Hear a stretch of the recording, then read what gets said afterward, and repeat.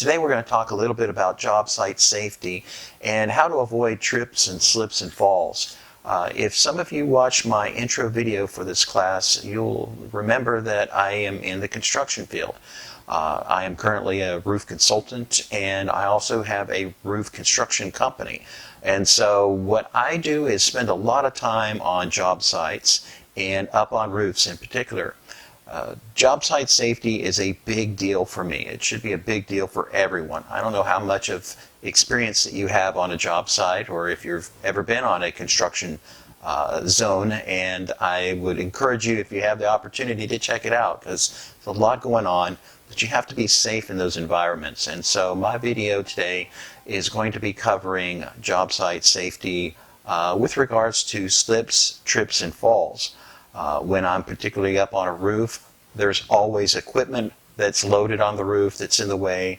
There are power tools with cords attached that are in the way. There are safety flags. There are all manner of things that you can slip on or trip over if you're not paying attention.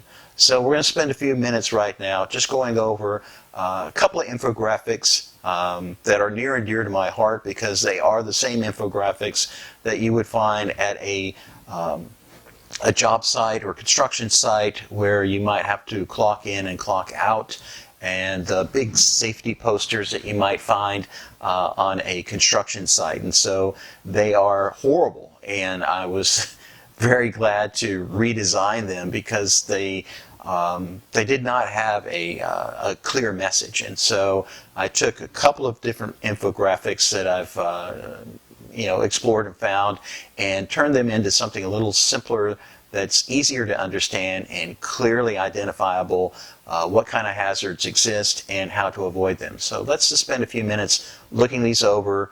I'll talk about what I found wrong with those two designs. I'll also talk about what improvements I made with the end design that I created, and we'll just take it from there. So as I've mentioned, the subject of my infographic is related to job site safety with a primary focus on slips and falls.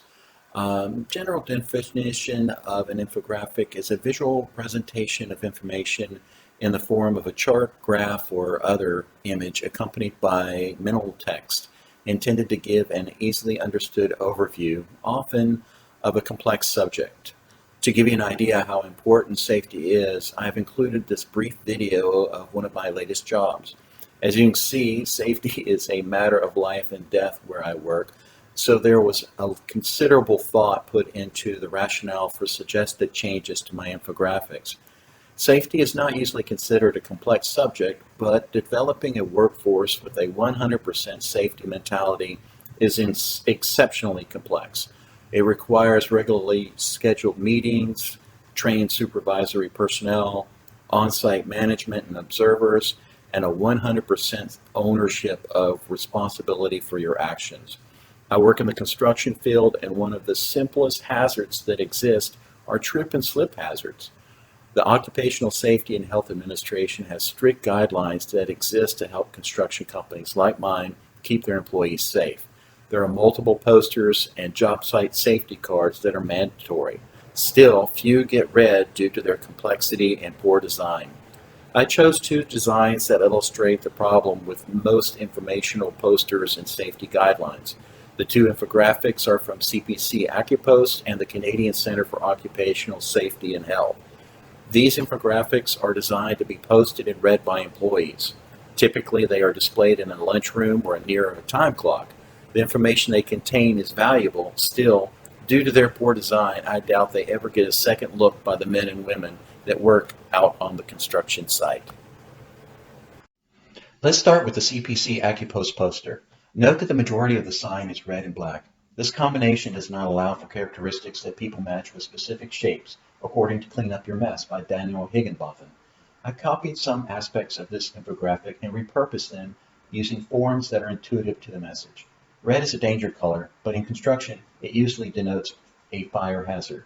With this graphic, the message gets lost when the entire poster is red, and none of it is about a fire hazard.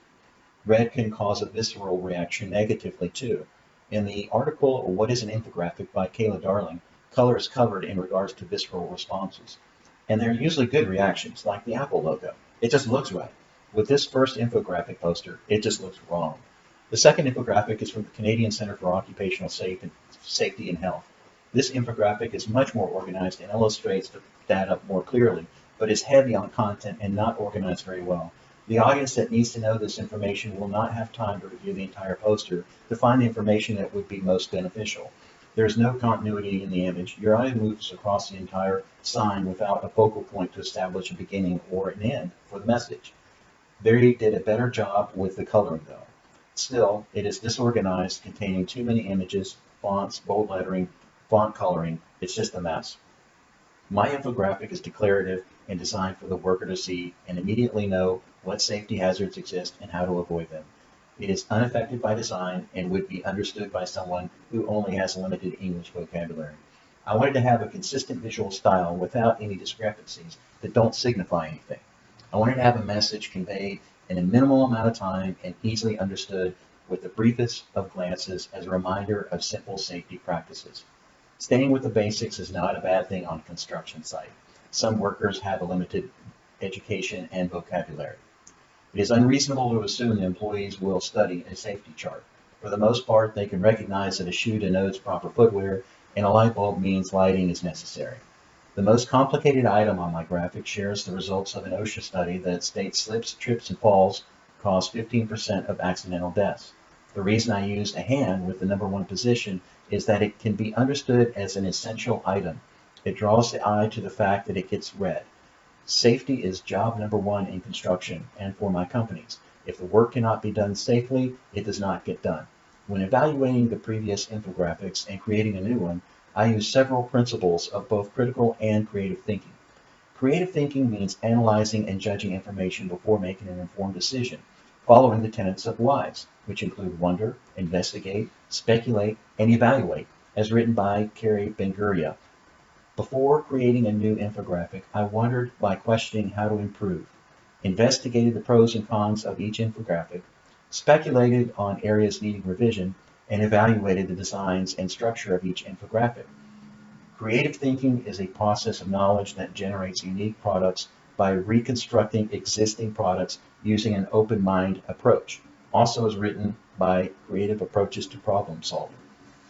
When creating a new infographic, I transformed a unique product after examining existing infographics and reassembling a new production.